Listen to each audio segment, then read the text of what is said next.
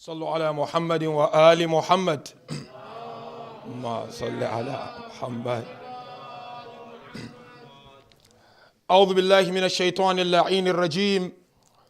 بسم الله الرحمن الرحيم. الحمد لله رب العالمين الذي هدانا لهذا وما كنا لنهتدي لولا أن هدانا الله، ثم الصلاة والسلام على أشرف الأنبياء والمرسلين الذي سمي في السماء بأحمد وفي الأرضين بأبي القاسم المصطفى محمد.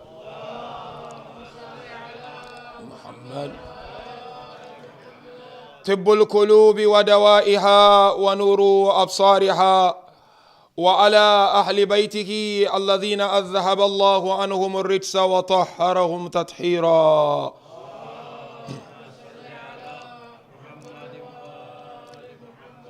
قال الله عز وجل في كتابه الكريم: بسم الله الرحمن الرحيم: في بيوت أذن الله أن ترفع ويذكر فيها اسمه يسبح له فيها بالغدو والآصال رجال لا تلهيهم تجارة ولا بيع عن ذكر الله وإقام الصلاة وإيتاء الزكاة يخافون يوما تتقلب فيه القلوب والأبصار. آمنا بالله صدق الله العلي العظيم. صلوات. صل على محمد. For the love of Abba Abdullah al-Hussein, with the loudest of our voices, Sallu ala Muhammadin wa ali Muhammad. Salli ala Muhammad. For the love of Sayyidah Zainab, with the loudest of our voices, Sallu ala Muhammadin wa ali Muhammad. Allahumma salli ala Muhammadin wa ali Muhammad. First of all, we thank Allah subhanahu wa ta'ala once again for gracing us with this moment to celebrate the birth anniversary of the beloved daughter of Imam Amir and the Lady of Light. My felicitation goes to the Imam of our time on this auspicious occasion, and second felicitation goes to our scholars, and third felicitation goes to each and every one of you, brothers and sisters, lovers and followers of Ahlul Bayt, on the arrival of Sayyidah Zainab to this world. The ayah I've just quoted from glorious Quran is Quran 24, verse 36 and 37. That is Surah An-Nur. This ayah of glorious Quran talks about the importance of a house or home. And departing from this ayah, my discussion of tonight will be a lesson from the life of Sayyidah Zainab alayha salam. We will inshallah look at a bit of her biography and take at least one lesson from the biography of this great lady for us to try as much as we can to implement it in our lives. As I always mention repeatedly, that when we celebrate the lives of these great personalities, the essence of all these celebrations and commemorations is to pick up a lesson or two from their lives. And not just to pick up those lessons, but to be able to see to the implementation of those lessons in your lives. Their lives are like pivotal or central to our lives.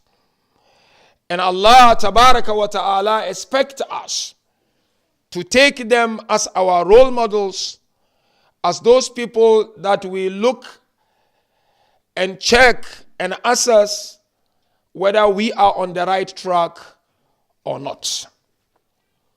So inshallah, we're going to look at the birth of Sayyidah Zainab and her relationship with the Holy Prophet and her relationship with Bibi Fatima and her relationship with Imam Amir al-Mu'mineen and Imam Hassan if time permits. Otherwise, we'll leave it for next time. And out of all these, there will be just one lesson that I want us to learn. That is the lesson of creating a conducive home for our children to grow. Because today there are so many challenges out there. And with the implementation of the new curriculum of RCE, I see parents, some are reacting, some are shouting, some are crying. But all this shouting and crying, I don't think will help anything. What will help is to sit and pause as parent, as father, as mother, to say, what can I do to minimize the danger of all these things? If you feel there are dangers there. What can I do to bring my child to be a good child? To be a child that not only I can be proud of him or her, but the community or the society will be proud of that child. And these, as Muslims, we need to know it in advance. We need to know that Islam has given us these children as amanat. And each and every one of us will be questioned how you bring your children. I always mention it's not about money that you bring to your child. It's not about the food. It's the value that you instill in your children. That values will stay with them in dunya and akhirah. And you will benefit from those values. And the communities entirely will benefit from those values. All of us are busy trying to make money. We are busy trying to make names. We are busy trying to become famous. When we have forgotten the most important thing is to instill at least one or two values in our children so that those children can be useful and productive to our communities and to our societies. So it's important when we examine the life of Sayyidah Zainab to realize that what made Zainab Zainab is the home from which Zainab came from. It's important. If we discuss about Amir al-Mu'mineen or we discuss about Hasanain, one thing we cannot forget is their homes, where they came from. Their parents, their fathers, their mothers, they played crucial and critical roles in their lives for them to be where they are. So if I and you claim to be their lovers and followers, so the first thing to do is to create a spiritual environment for our children. Madrasas, schools, they are there just to complement the amount of effort parents put in homes. But if today madrasa has become a babysitting area, we introduce our children to gadgets because we think they are means of babysitting so that we can deal with our lives. That's where the problem comes. It's not the curriculum. It's not the system. It's you. So therefore, come with me. Let's walk through the life of Sayyidah Zainab and learn this lesson from her. I begin by looking at the way she was born. And you know, there are two personalities. Whenever we describe the way they were born, it looks like tragedy or eulogy. It looks like Gamma, as we see. Imam Hussein and Bibi Zainab. No doubt she is the first daughter of the house. And you know, when a house is blessed with daughter, how everybody becomes happy in the house. And no wonder the Holy Prophet mentioned one of the signs of the success of a person is when his first child is a daughter. A daughter is rahmah and son is ni'mah. Now when Bibi Zainab alayha salam, the first daughter and the third child of Amir al-Mu'mineen and Fatima al-Zahra, salawat.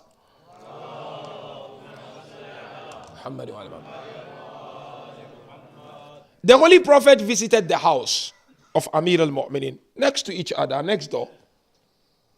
When he visited the house, Bibi Fatima gave Bibi Zainab to the Holy Prophet. Prophet took Zainab and he placed Zainab on his chest. And then, narration mentioned, he placed his face on the face of Zainab. Then the Holy Prophet began to cry. As he was crying, Bibi Fatima was witnessing the tears from the eyes of the Holy Prophet. So Bibi Fatima asked the Holy Prophet, Mimma buka'uk? La abkallahu aynaka ya abata. What makes you cry? I don't want to see these tears on your face, oh my beloved father. May Allah not make you shed tears on a happy day like today when I'm celebrating the arrival of my daughter. But what was the response of the Holy Prophet? He said, Ya binta, ya Fatima. Oh my beloved daughter, oh Fatima. Allahu Akbar. Inna li hadhihi al-bint, referring to Zainab alayha salam. Indeed, it will happen to this daughter mu'anat, problems and challenges. وَتَرِدُ عَلَيْهَا مَصَائِبْ, tragedies will pour on her. وَرَزَايَا أَدْهَا, and so many pains will come the way of this daughter. Then he said, Ya bid'ati ya qurrata aini, O part of me and the comfort of my eye, meaning Rasulullah referring to Bibi Fatima. Man baka alayha wa ala musabi'a, whoever cries and shed tears for her and shed tears for whatever will be happening to her, yakunu lahu thawabun ka thawabi man baka ala akhwayha. That person will be granted reward like the reward of the one who would cry for what happened to her two brothers. But you know very well, the Holy Prophet spent the first 5 years of Sayyidah Zainab. Which Sayyidah Zainab? In other words, the first 5 years was under the care of the Holy Prophet of Islam. This is where I want to draw your attention, especially the young parents. You know, when a child grows, there are two fundamental elements that parents should look for.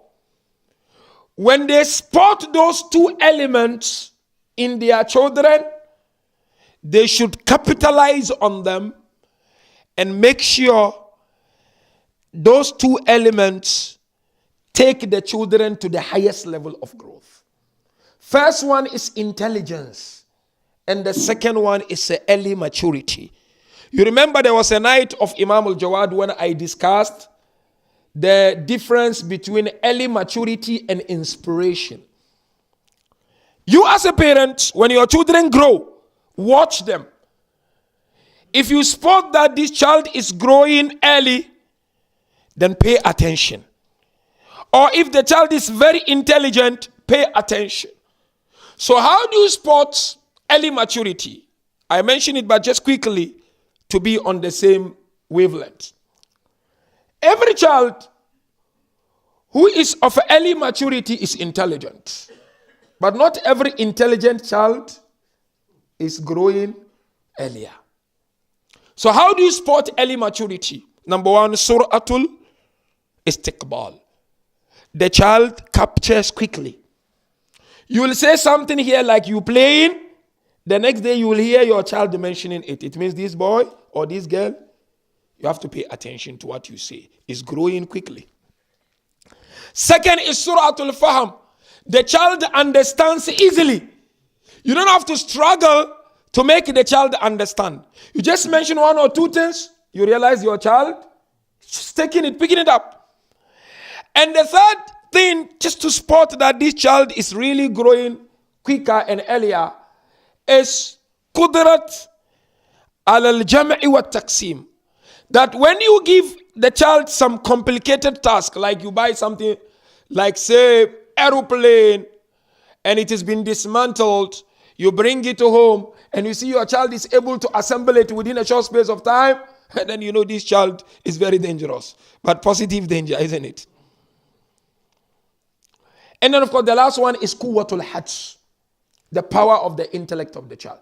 Whereby your child can ask you some very difficult question. Today most of the children are like that. Sometimes they will ask you a question you never thought that your child is able to ask you that type of a question. Now, if you spot that, Islam encourages you to create home for that child.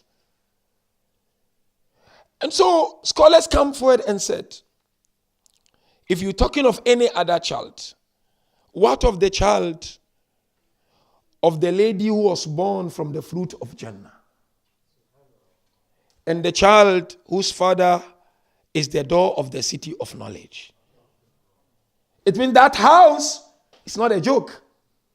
Here I'm talking of my house and your house. That you have to create a home. And I'll tell you what is home. So one of the home where the father is Babu Madinat al-Ilm and the mother is a qit'atun min al-Jannah. Now there is an ayah in Surah An-Nur which I quoted earlier on. Quran 36. This is where we're going to understand the relationship of Rasulullah and Sayyidah Zainab. Allah says in this ayah, في بيوت أذن الله أن ترفع فيها ويذكر أن ترفع ويذكر في اسمه يسبح له فيها بالغدو والآصال. Allah said in houses where we are permitted or where his names are permitted to be exalted and to be remembered day and night. When Rasulullah recited this ayah in Medina, one companion of Rasulullah said, Rasulullah, which house is Allah talking about? The Rasulullah responded, Buyutul Anbiya. Allah is referring to the houses of the prophets. The narration mentioned one of the companions just stood up in the mosque of Prophet. Then he pointed to the house of Imam Ali and the house of Bibi Fatima. He said, is this house part of the house you are talking about? Then he said, Hiya min afdaliha.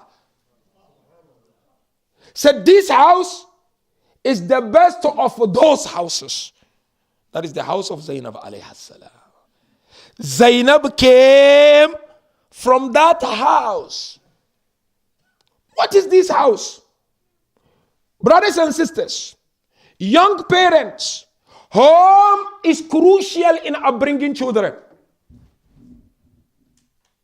If you as father and mothers, you don't know how to create spiritual home for your children and thinking that they will learn at school or they will learn at madrasa or they will learn at Imam Bara, then you will lose it. Home is the first call for child upbringing. Bibi Zainab is Bibi Zainab because of the home Amir and Bibi Fatima created for her. What is a home in Islam? Not to take a long time here. Home, according to Islam, not your interpretation, my interpretation, is a place where Allah is being remembered the most. Home in Islam is not a place where a child is confused with music. Home in Islam is not a place where when father and mother sit, they backbite and gossip about others. Islamic home is a home where parents remind their children of their duties to Allah. Whether the children are lazy or ready to do, but they always lead by example. Islamic home is a home where before you ask your daughter and your son to read Quran, they see you reading Quran. Islam say you must create a home where you don't force your children to go to madrasa, but they see you father and mother making madrasa priority in that house. Fi buyutin adhinallah.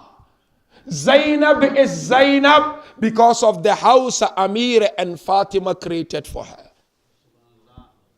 If you truly want to become a true follower of Zainab, then wallah, I am not joking, I'm serious about this. Know how you create a home for your children.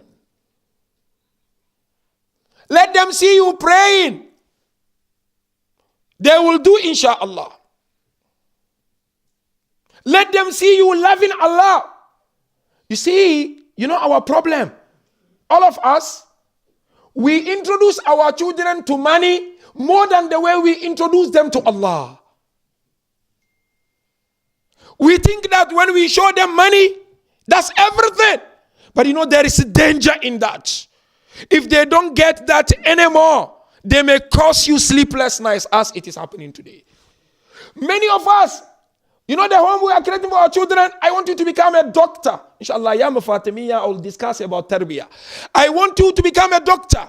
I want you to become this. They forget about tazkiyah. Let's learn from Ahlul Bayt. Now let's look at that relationship between Bibi and the Holy Prophet of Islam. First 5 years. If you truly want to know that you've done your part in bringing your son and your daughter, you'll see the values of Islam that your son and daughter see in you will be emanating from their mouths. Rasulullah loved Bibi Fatima, and the love of Fatima was transferred to the children of Fatima, especially the first daughter of Fatima, because Fatima was the Kawthar of Rasulullah. So he had that powerful and strong relationship with Bibi Zainab alayhi salam. We need to learn from this. Out there is too cold. It's not easy, my brother. If you think it's easy, then you are wasting your time. It's not easy. The world is becoming confused day by day. Your time was so easy. My time is easy. Our children, what they're going to face in the coming days is not easy. But if you play your part and you do your well in playing your part, Allah will take charge of that.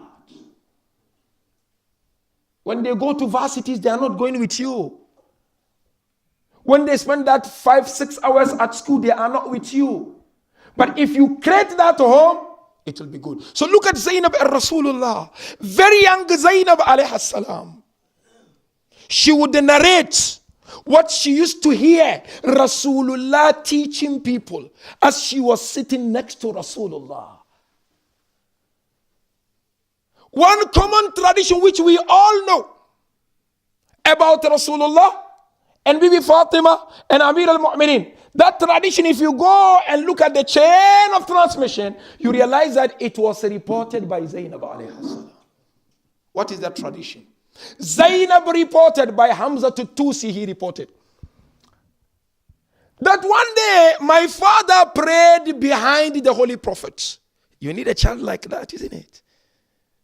Who will say, hey, my father liked to pray.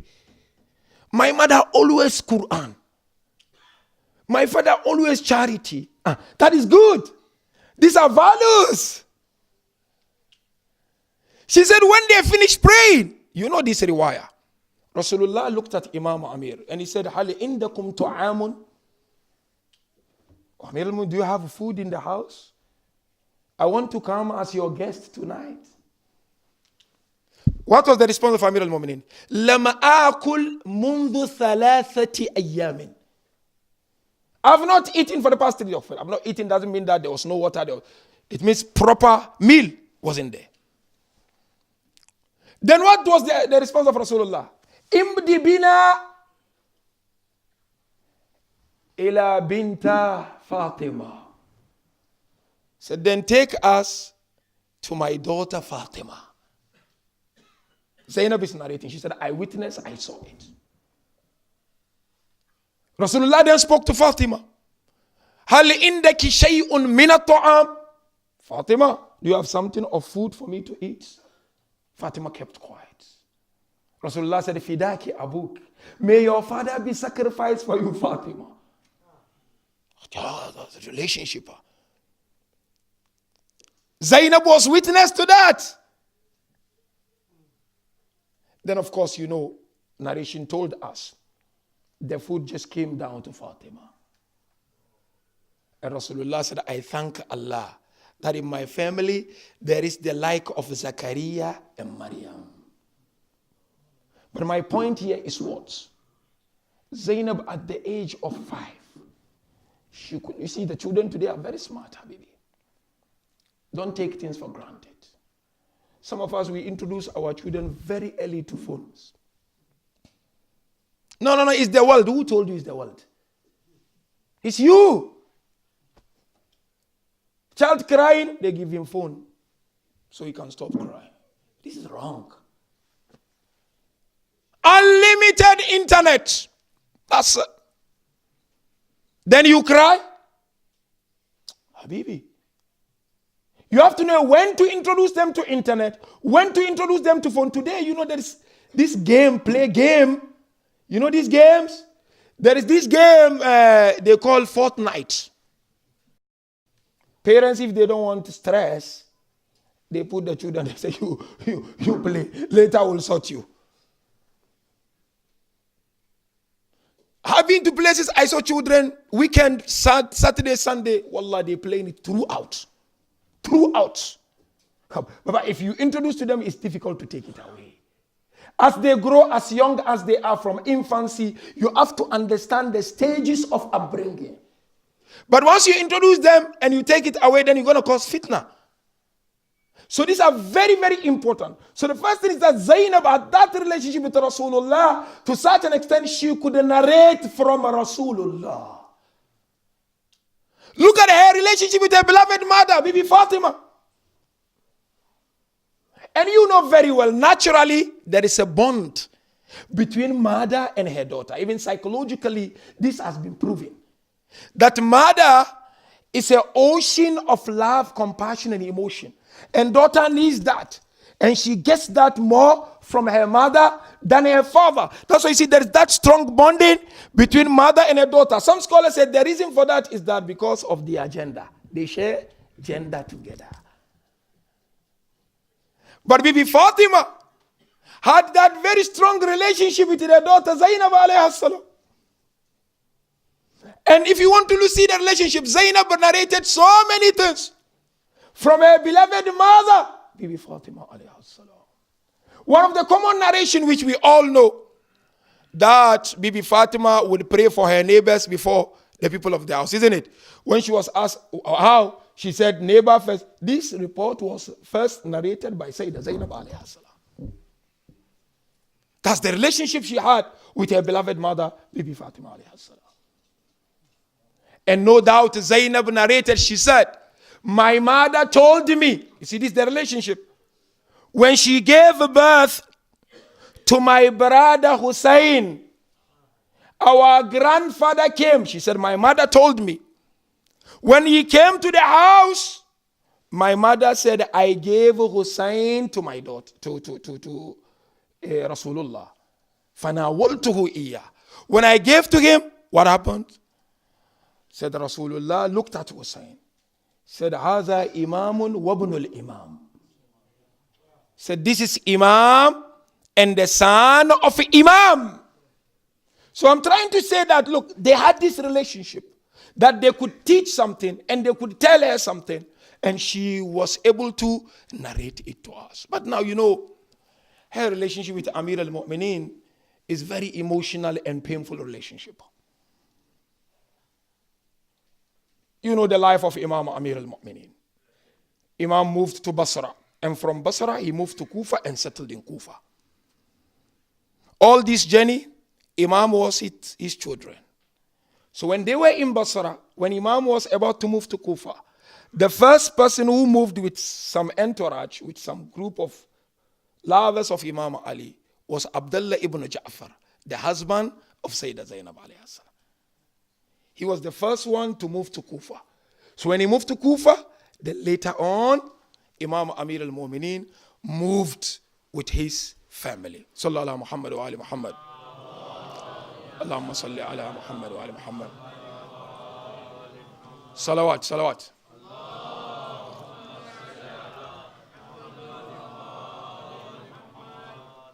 Allahumma salli ala Muhammad wa ala.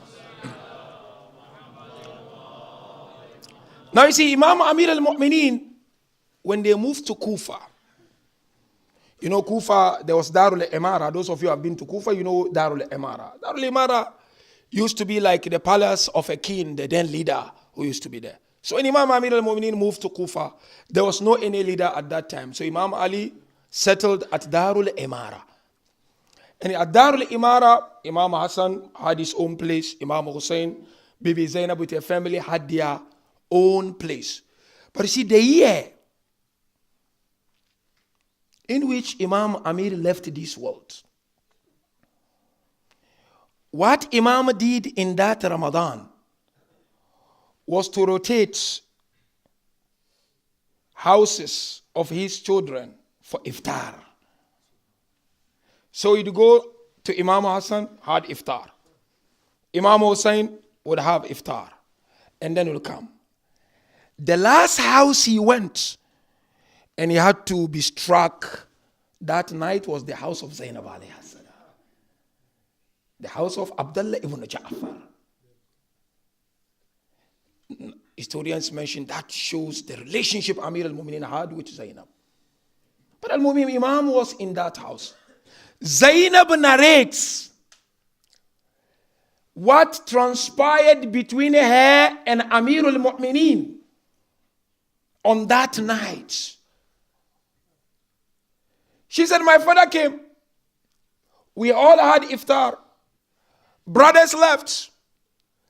And all of a sudden, at night, my father called me. And he said, go and call all your brothers. When they came, he said to them, رأيت في هذه الليلة منامة هالتني وأريد أن أقصها عليكم. So I've seen a scene tonight which really shook me, and I want to share it with you. So Bibi Zainab said, I asked my father, what is it that you want to share with us? And the father said, I saw the Holy Prophet, and he informed me that I'm joining him. So Bibi Zainab said, my father, after that conversation, would be between ruku and sujood. Look at the daughter. She could tell us what the father was doing. This upbringing of Imam Amir al-Mu'mineen. She said, then all of a sudden I saw him came out and he looked at the sky and he began saying, Inna lillahi wa inna ilayhi raji'un. And he would say, La hawla wa la quwwata illa billahi al-aliyyil azim. Then he came in and he called me. He said, Zainab, I'm going to take a bit of sleep. When Azan approaches, come wake me up. Zainab said, I looked at my father. I'm just trying to demonstrate to you. You know, you need to have that kind of relationship where you instill the values of Islam in your children. It's important, especially to our young parents. It's crucial. Say, Father, I've never seen you like this. Then Amir al-Mu'mineen said, look, Zainab, I participated in so many battles. I dealt with so many tyrants. But I was never shaken like tonight. Then she asked him why. He said, no, because I am preparing to meet my Lord. Values. Instill in your children. That is very, very important. And of course, if you go, I don't want to go there, then it becomes Masai. Up until the end, she had that long conversation at that night. Up until the end, he was telling her how the ghusl should be performed on him. This is the kind of relationship Islam wants us to have with our children. We have to instill the love of Allah. Challenges are there, I mentioned. But we have to do our part. Reminding our children of Islam. Reminding them of Islamic values. These are very, very important.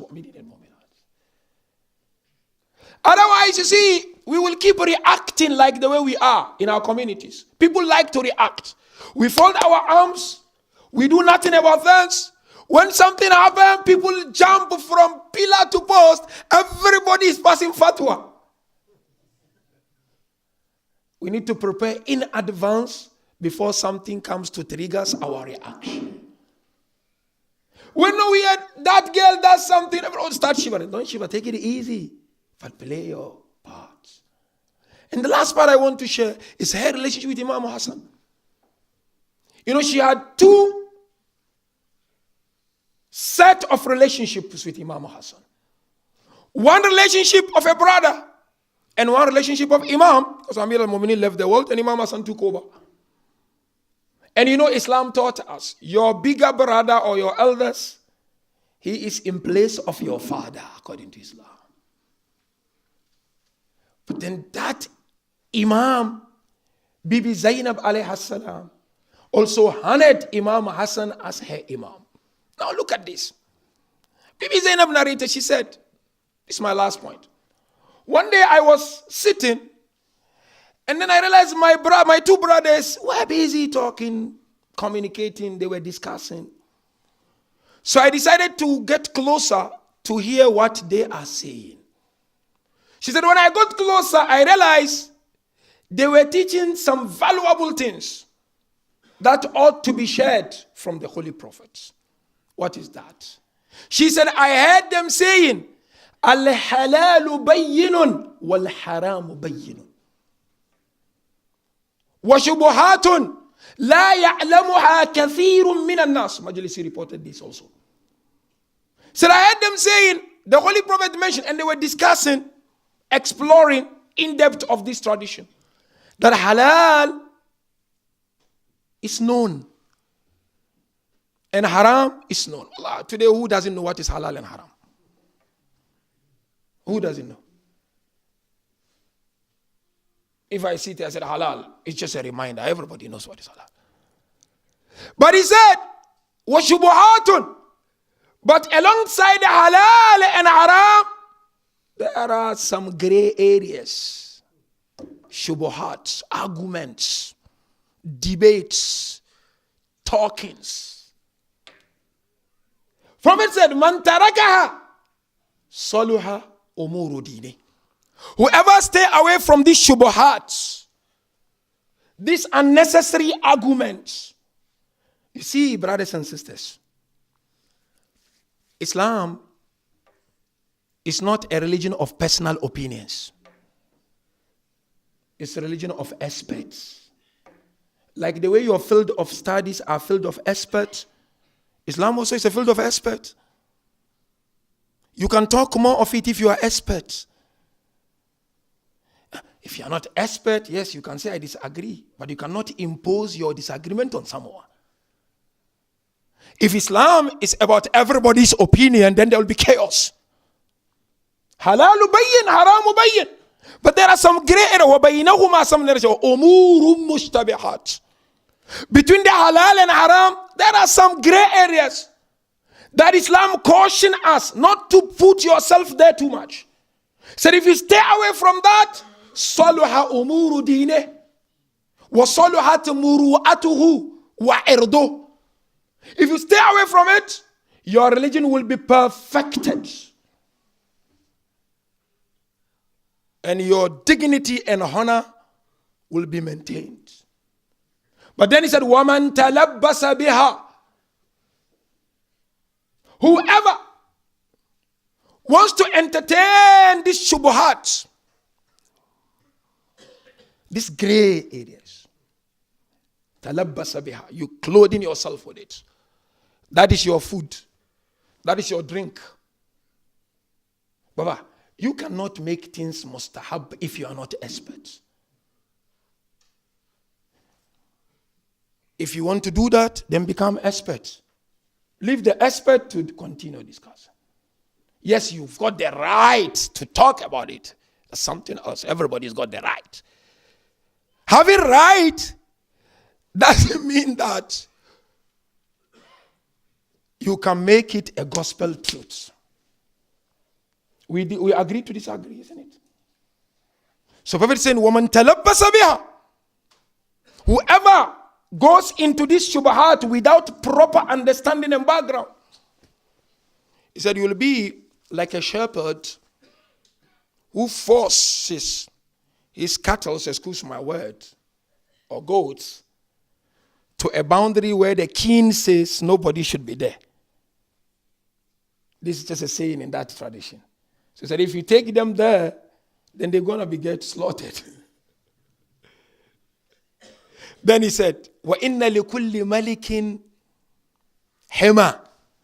The Bibi Zainab is reporting that for every king, he has his own boundary. You can get to this, you cannot get. وَحِمَ اللَّهِ مَحَارِمُهُ. And the boundaries of Allah is his haram. What he says haram, that's his boundary. Then Bibi Zainab concluded, said, I heard them saying, أَلَا وَإِنَّ فِي الْجَسَدِ مُضْغَةً إِذَا صَلُحَتْ صَلُحَ الْجَسَدُ كُلُّهُ وَإِذَا فَسَدَتْ فَسَدَ الْجَسَدُ كُلُّهُ أَلَا وَهِيَ الْقَلْبُ.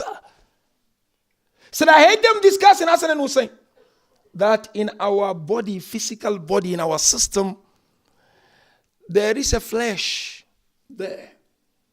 When that flesh is taken care of, the entire body will be taken care of. But when that flesh is corrupted and dirtiness is allowed to affect it, the entire body will go. Then Prophet Allah, wahi al-qalb, and that is your soul and that is your heart.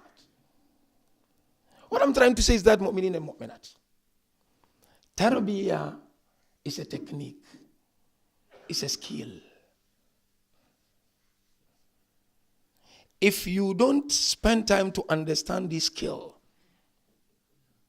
you'll cause problem.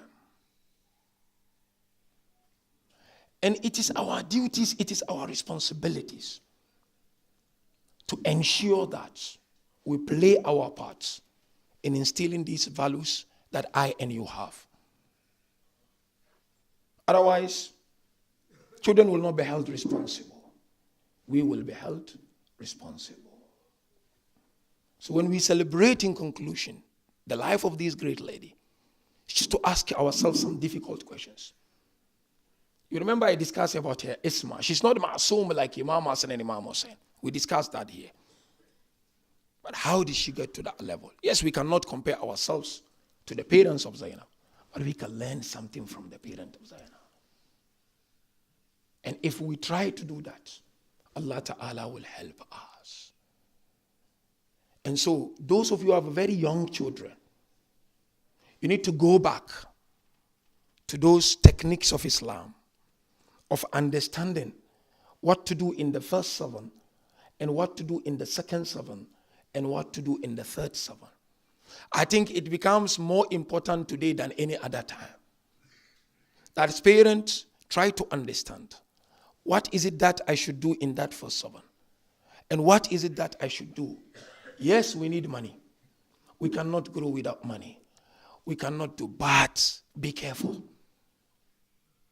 Be careful how you go about it. If your children, they know nothing, but just only and only splendid life,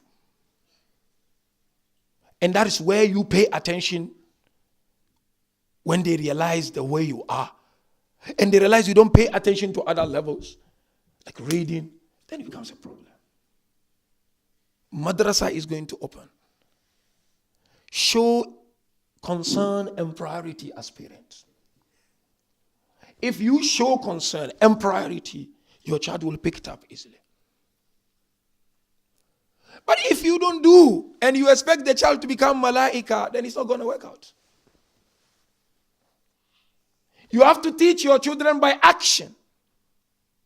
It's more effective than by command. And if you don't do, then tomorrow don't blame anyone, blame yourselves. And today you know very well, when it comes to family values, it's not only Islam. I've met so many non-Muslims who are also crying. Seriously. It's not only us Muslims. Because the world is moving very fast. Technology is depriving us of our values. We can't do without it. But even look at yourself as an adult. While I look at myself, sometimes I get nearly slapping myself. How one wastes his time on this If that is you, what of your children?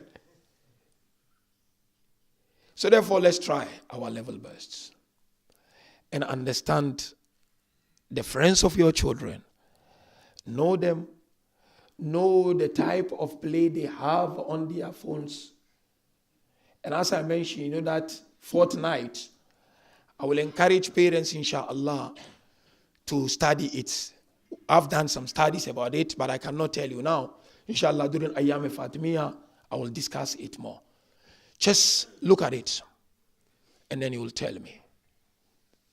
Don't think it's just open market. You want to go anyhow. You have to know how you go onto those open markets. And Allah, inshallah, will help you. GCSE, look at how many failed. Some unfortunately committed suicide because of failure. Of course, I have not heard of some Muslim, but they may be. And when the research came out, I don't know whether you've read, I was reading, many of these children spending time on social media, struggling to get best schools to go. It is there out there free. But you have to know how to go about it. So we ask Allah Tabaraka wa Ta'ala to inspire us and to strengthen us to be able to understand His teachings and instill in our children. We ask Allah Tabaraka wa Ta'ala that the children that He has blessed us with, these are gifts of Allah Subhanahu wa Ta'ala. May He grant us the tawfiqat to be able to look after them properly, inshaAllah. May we be able to instill strong human values in our children to become better human beings in their lives, inshaAllah. And we ask Allah to continue to instill the love of Ahlul Bayt in us, inshaAllah. Wa akhiru da'wana and alhamdulillahi rabbil alameen. Salawat. Allahumma salli ala Muhammad.